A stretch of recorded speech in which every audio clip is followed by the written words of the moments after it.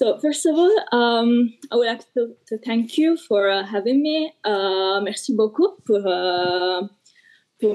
l'invitation et la possibilité de vous présenter mon récent travail fait en Hokkaido. En effet, c'est une île du Japon et ça a été permis par la Japan Foundation et Ishibashi Foundation. Et la présentation va être en anglais parce que mon français n'est pas trop parfait, donc désolé, mais ça va être comme ça.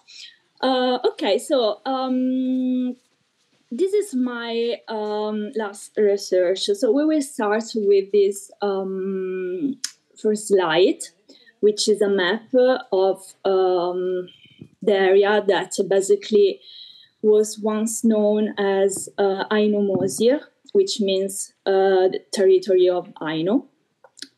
And you can see in this map, clearly Japan, and part of Russia, and some highlands in northern, which are the Sakhalins and Kurils, that are also interest. It is a bit difficult today to quantify how many Aino settlements are left. We know for sure about those in Japan, but no data are available for Russia and other islands. So it's still a bit difficult to say. But for what concerns Japan, Hokkaido has been the main island where this culture has spread. And this is indeed a map of Hokkaido, the northern island that is characterized by a subarctic climate. And we can look at this and see how many different groups there were already inside Hokkaido. So you can imagine there have been some differences, again, with the other groups. And basically, this is due to the different connections and trades that they have developed with the nearby territories and people, clearly. And because also the particular conformation of the territory, which is characterized by mountains and very cold winters with lots of snow. And so the isolation has allowed to develop very different characteristics. The language is a common feature, even if there are some words that do exist only in certain clans and not in others. And this clearly is also linked to the different habits and cults that were developed in these different clans. And clearly also the different gods and worships. So this is just to give you an idea of the area of Japan where we are and how different this culture was at the beginning. And clearly, even if we today refer to Aino culture as a whole, it's still important to remember that there are some differences. So I've explored Hokkaido with my research and our Aino culture on many levels. These are some of the work. This is some of the work that I've done, particularly for what concerns the valorization programs that can be divided into groups. A group that is more directly linked to Aino culture.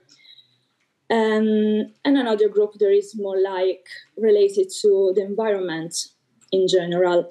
And that was also very interesting because, as I already mentioned, we are talking about a subarctic region that has a very fragile ecosystem and that today is particularly at risk because of the climate change. So where else? We will look at some of these points with this presentation, not everything clearly, but I hope to give you an idea of the ways that this, but not only Aino culture, but also this this environment is very interesting and is helping Hokkaido to develop tourism and to be more visible. So my work has also been divided between museums and with collection studies between Europe and Japan. Because in Europe we have the most ancient collections of objects, of Aino objects, because at the beginning Aino objects and culture in general was not that important and not that interesting for Japanese museums. So most of the objects, the most ancient objects, are still preserved in European museums.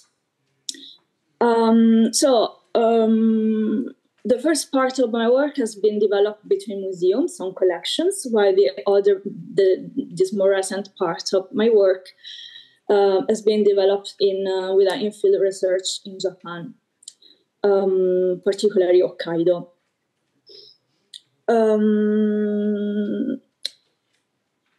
I was already thinking about some controversial points while I was working in museums.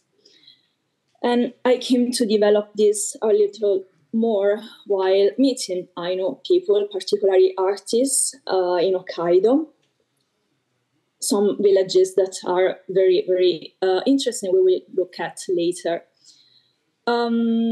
So what started to make me think about this was a particular museum approach that wanted to consider as original Aino only something that could have a kind of primitive style and had to be lost in the past, somehow very far from today, wherever today production could be. So having already known some artworks of contemporary Aino and having met Aino artists, I was thinking that this was quite inaccurate and also unfair as a museum approach in general, but also, generally speaking, as an idea. So with this also other concerns were coming in mind, like human rights, indeed.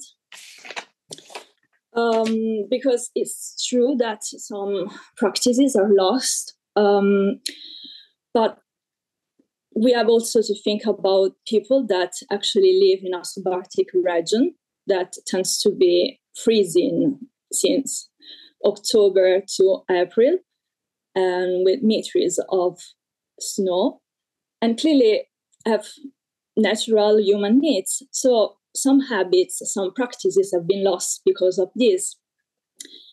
And there are human rights that have been agreed internationally, so also by Japan. And so predetermined cultural conditions that in the past were like imposing some roles because of gender have been reconsidered. And with this, clearly, with gender equality, also women's rights in general, and equal access to education, regardless of race and religious beliefs, has started to be something more real. So this was all very interesting, particularly for the way it was affecting the transmission of specific cultural elements. And this brought me to develop this, which is what I call a cultural heritage valorization timeline. So the way cultural heritage for Aino has been transmitted in the past, it was more like one-to-one within clans. And then it started to be developing something more inclusive also of others, as we can see in one of the last pictures here with the students. Because now clearly schools, students are brought to Hokkaido to visit museums and meet Aino artists, artisans. So it is getting more inclusive, and it's clearly bringing knowledge more like spread around the country and clearly also abroad. So this was interesting. I mean, what I wanted to do with this was to try to identify or to help to identify a continuum in the transmission of Aino cultural elements, and understanding this more or less a reflection of different historical periods and sensibilities concerning the transmission of Aino cultural elements rather than a cut from a much more important past.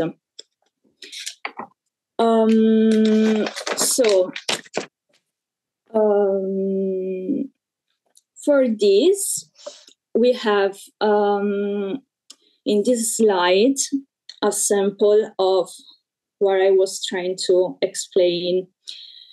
Is it true that something have changed and some practices have been lost, but also we have gained something in a sense with new technologies, with new ways of experiencing culture, but also places.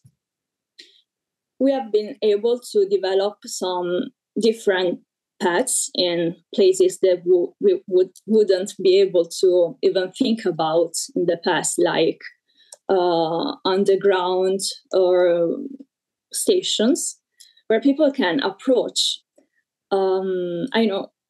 cultural elements and start to think about it, because in the past it wasn't so granted that existed and the culture was still alive. So bringing these elements in these different places where people can actually go every day is breaking this stereotype that wanted to be like nowhere and doing nothing.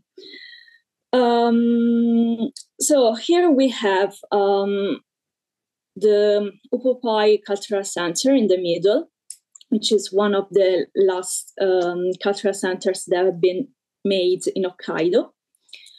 And this is very interesting because it combines museum with a more an approach more interesting preservation with traditional Aino villages that we can see here on your left, I think, which is a way to experience Aino intangible cultural heritage, and which is indeed something that has been also listed by UNESCO in 1999 with the dances, and so the related songs and the language. So this is to give you a sample of what is happening, all the new ways that have been given, in my opinion, a good result. So again, places, the environment is something that is valorized and preserved both for Aino and for the delicate ecosystem that is at risk because of the climate change and other reasons. And what is interesting here is that the environment is valorized starting from how the Aino were originally dividing the space. So we have the Aino Mosir, which is the land, generally speaking, where the Kamoi, the gods, manifested themselves. Then we have the Khotan, which are the settlements. And so these are an example. And then we have the Chise, which is the house. And all these are clearly linked to different gods, different worships and practices. So starting from this, have been created this new cultural center that allows to explore, preserve, and valorize these ancient practices that are still very actual. So this is another very important part of the Chise, where Fuji, the god of the fire, is worshipped. And something interesting about this is also that during the recent Olympics Games, of Tokyo, the Summer Olympic Games that have taken place during the pandemic. There was an interest from Tokyo to bring a light to Aino culture, but it has been done in a very respectful way. So the idea was to try to broadcast dances in a way or another, but only certain dances agreed with Aino groups have been recorded and broadcasted. So to avoid to broadcast something that could be disrespectful of practices. So these have been very nice, very well done, and it's available on the national Japanese television, on YouTube, and also on the website, I think. So apart from the practices, apart from the dances, we have the artisanal and handicraft practices and techniques. Something that has been discussed often during my meetings with Aino communities is that there is an interest in learning about the old techniques that are not so easy to find in Japanese museums nowadays.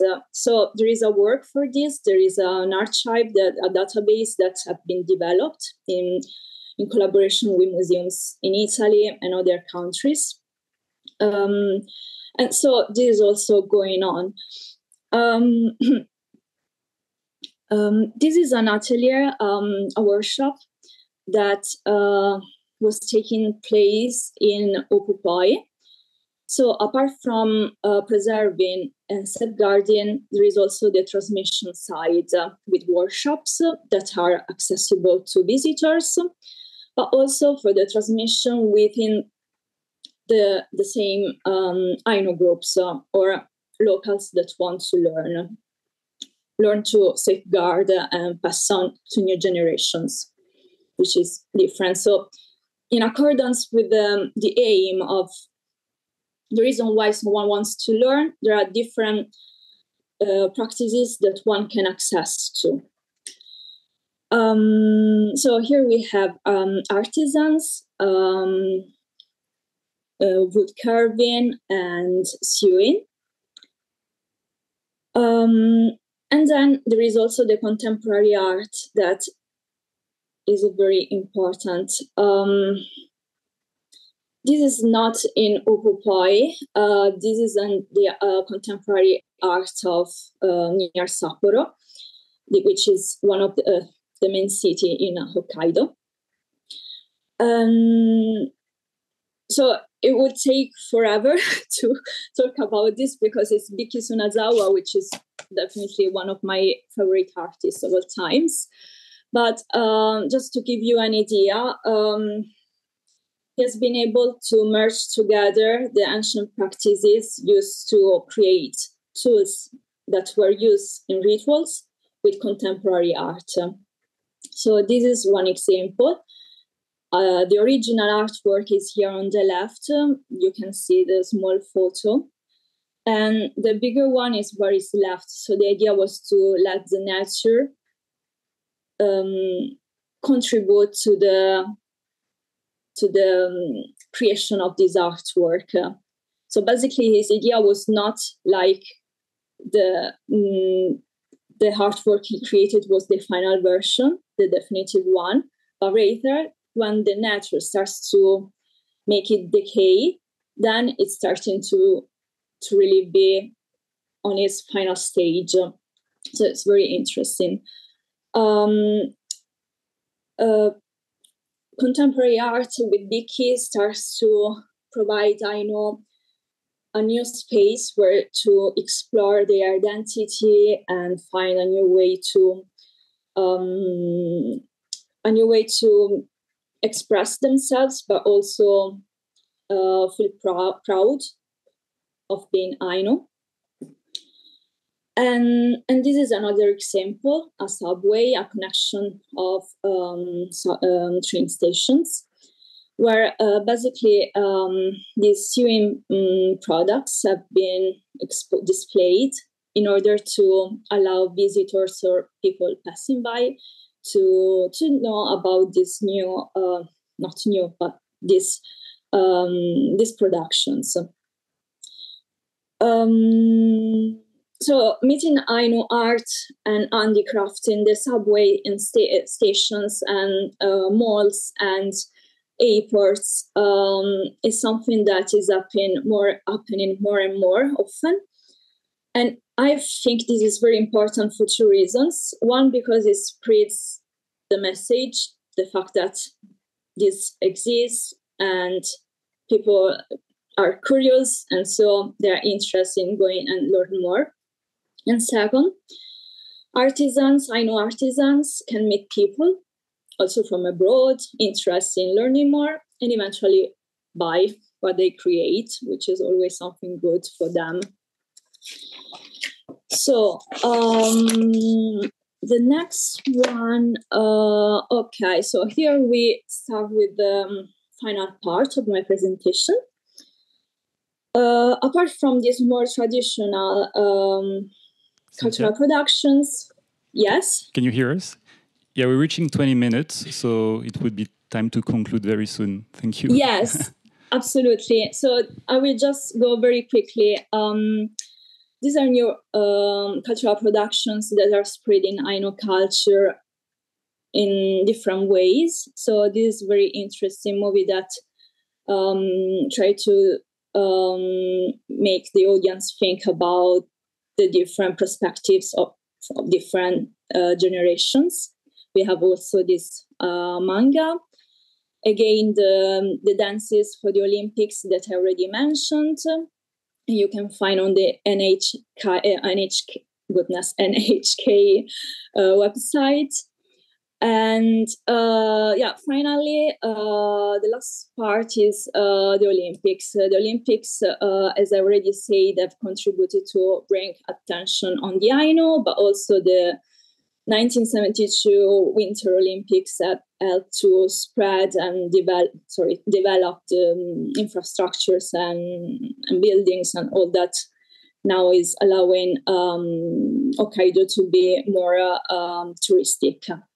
So there are many other ways that Hokkaido have been getting more visibility, like social media, where it's become a pristine spot where people go hiking. And this is my last consideration. So we can think that, yes, there are some things that have been lost, but also some things that have been preserved and that are very important for Ainu people today. And I think that it's quite interesting to look at how today gender inequalities are no more a concern, and women can choose if they want to go on with the sewing tradition of their family or even eventually pick another job or learn about another tradition. So it's getting more like diverse, but I think in a good way. So this was my presentation. I hope it was interesting. If you have questions, you're welcome. Thank you very much, Cynthia. Can I Thank give you. a round of applause for her? Thank you very much. So we may have time for maybe one quick question in the audience. Peut-être un moment pour une question. Je ne sais pas s'il y a un deuxième micro dans la salle, mais je peux faire passer celui-là s'il y a besoin. Oui.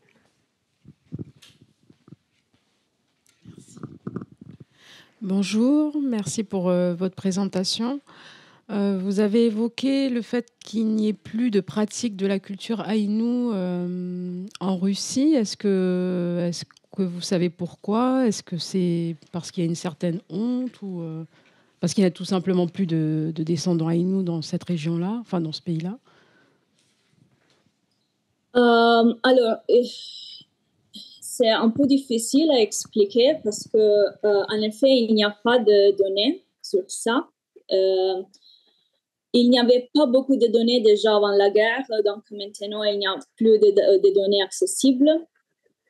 Mais la dernière fois que j'ai demandé ça à une fille de la Russie, elle m'avait dit que normalement, les gens qui habitaient dans cet endroit de la Russie n'étaient pas trop bien considérés et donc il n'y avait pas trop de droits. Donc, c'est un peu comme ça.